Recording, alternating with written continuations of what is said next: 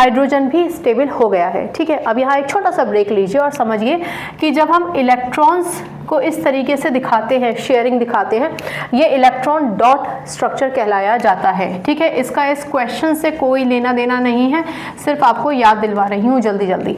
और ये क्या कहलाया जाता है? ये ओपन स्ट्रक्चरल फॉर्मूला कहलाया जाता है। ठीक है, मैं इसको और कॉम्पैक्ट लिखना चाहूँ तो ये क्या हो जाएगा?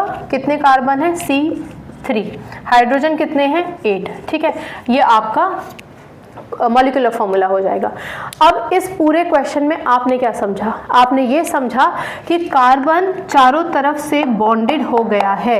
तो जहां कहीं भी कार्बन चारों तरफ से बॉन्डेड हो जाता है वो सैचुरेटेड कहलाया जाता है। क्योंकि इन्होंने हाइड्रोकार्बन का जिक्र किया है, इसलिए हमने कार्बन को हर तरफ से, जितनी तरफ से मुमकिन हो सकता है, हाइड्रोजन से बॉन्ड किया है। जहां हाइड्रोजन से बॉन्ड नहीं हो सकता था वहां कार्बन कार्बन ने आपस में बॉन्डिंग की है। राइट, तो अगर कार्बन जो टेट्रावैलेंट होता है उसकी चारों वैलेंसीज, चारों तरफ से उसकी जो वैलेंस इलेक्ट्रॉन्स हैं वो शेयर कर लिए गए हैं, यानी वो ऑक्टेट अपना कंप्लीट कर चुका है, यानी स्टेबिलिटी गेन कर चुका है। तो ऐसे कार्बन को हम सैचुरेटेड कहते हैं। क्योंकि हाइड्रोजन के साथ प्रोडक्ट बनाया है इसलिए इसको हम सैचुरेटेड हाइड्रोकार्बन कहेंगे। क्लियर? अच्छा, अब उन्होंने पूछा है कि सैचुरेटेड हाइड्रोकार्बन का मतलब क्या होता है, तो ये तो मैंने आपको मतलब बताया।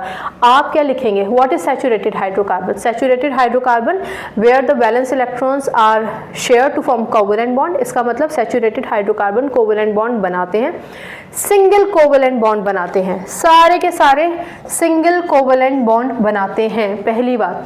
दूसरी बात, मैक्सिमम हाइड्रोजन होते हैं इसके पास। आप खुद ही देख पा रहे हैं कि इसके पास मैक्सिमम हाइड्रोजन्स हैं। ठीक है ना? क्योंकि अब आप देख पा रहे हैं कि कार्बन चारों तरफ से किसी ना किसी से घिरा है, संतुष्ट है, स्टेबल है, इसलिए लेस रिएक्टिव होता है as compare to unsaturated hydrocarbon, alkene and alkyne. Saturated hydrocarbon that is alkanes are less reactive. Normally fossil fuels में ज़्यादा पाए जाते हैं, नेचुरल गैसेस में ज़्यादा पाए जाते हैं। ठीक है ना? सैचुरेटेड हाइड्रोकार्बन लिख लोगे ना आप? Saturated hydrocarbon is a hydrocarbon where the valency of hydrogen and carbon are completely satisfied या फिर उनके octet complete होते हैं। They form covalent bond, they form single covalent bond rather, they form single covalent bond, maximum hydrogens होते हैं उनके पास, less reactive होते हैं, fossil fuels में ज़्यादा पाए जाते हैं। fossil fuel वाला point नहीं भी लिखोगे तो चल जाएगा।